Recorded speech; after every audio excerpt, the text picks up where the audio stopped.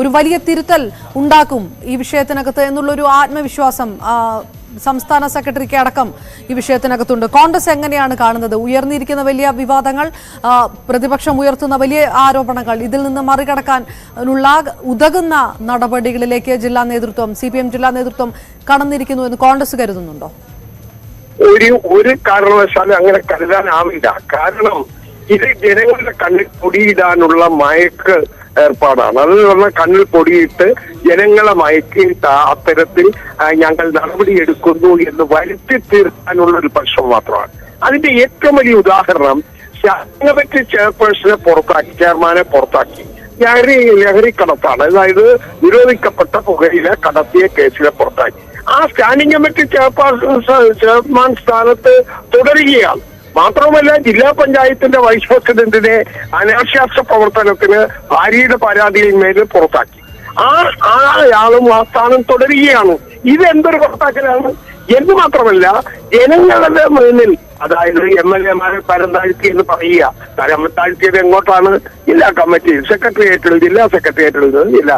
ഇതല്ല, ഇതൊക്കെ സത്യത്തിൽ ഇവിടെ പ്രബലമായ ഈ രണ്ട് വിഭാഗീയ പ്രവർത്തനം നടത്തുന്ന സജി ചെറിയാന്റെ നേതൃത്വത്തിലും ഈ നാസന്റെ നേതൃത്വത്തിലുമുള്ള നിയമവിരുദ്ധ പ്രവർത്തനങ്ങൾ ഏറ്റവും കൂടുതൽ നടക്കുന്ന ജില്ല ആലപ്പുഴയാണ്.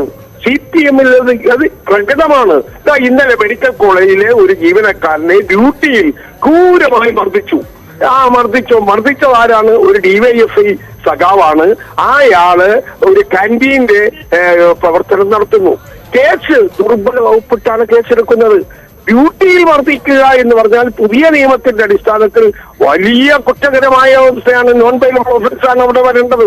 പക്ഷേ അത് പോലീസ് അവിടെ എത്തുന്നു. അങ്ങനെ പോലീസും ഈ പാർട്ടിയും ചേർന്നുകൊണ്ടുള്ള ഇത്തരത്തിലുള്ള സ്വജന നെപ്പോട്ടിസത്തിന്റെ കാലഘട്ടം, സ്വജനപക്ഷപാതത്തിന്റെ, അഴിമതിയുടെ അല്ലെങ്കിൽ പക്ഷപാതപരമായ ഒരു പക്ഷം ചേർന്നുള്ള രണ്ടു തരത്തിലുള്ള നീതി കേരളത്തിലെ ജനങ്ങൾക്ക് സമ്മാനിക്കുന്നതാണ്. അപ്പോൾ എന്ത് നിയമവിരുദ്ധ പ്രവർത്തനം നടത്തിയാലും, ഏത് കൊട്ടേഷൻ സംഘത്തെ കൊണ്ട് കൊലപാതകം നടത്തിയാലും, ഏത് രീതിയിലുള്ള പ്രവർത്തനങ്ങൾ നടത്തിയാലും, മയക്കുമരുന്ന് നടത്തിയാലും, അനാശാസ്യ പ്രവർത്തനങ്ങൾ നടത്തിയാലും, ലൈംഗികമായ ആരോപണങ്ങളുടെ കേസുകളായാലും അവിടെയെല്ലാം ജനങ്ങളുടെ മുമ്പാകെ ഒരു പുകമറ സൃഷ്ടിച്ച് ഞങ്ങൾ നടപടി വരുത്തി തീർത്തു എന്ന് പറഞ്ഞുകൊണ്ടുള്ള രക്ഷപ്പെടാനുള്ള ശ്രമമാണ് CPM നടത്തിയിരിക്കുന്നത്.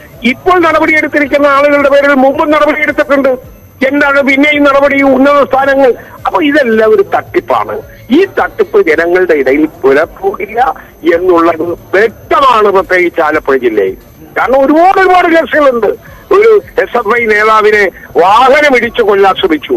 ആ മൊഴി കൊടുത്ത് കേസെടുത്തു. പിന്നെ തമ്മിൽ ഒത്തുതീർപ്പിലാക്കി ആ മൊഴി തിരുത്തിച്ചു.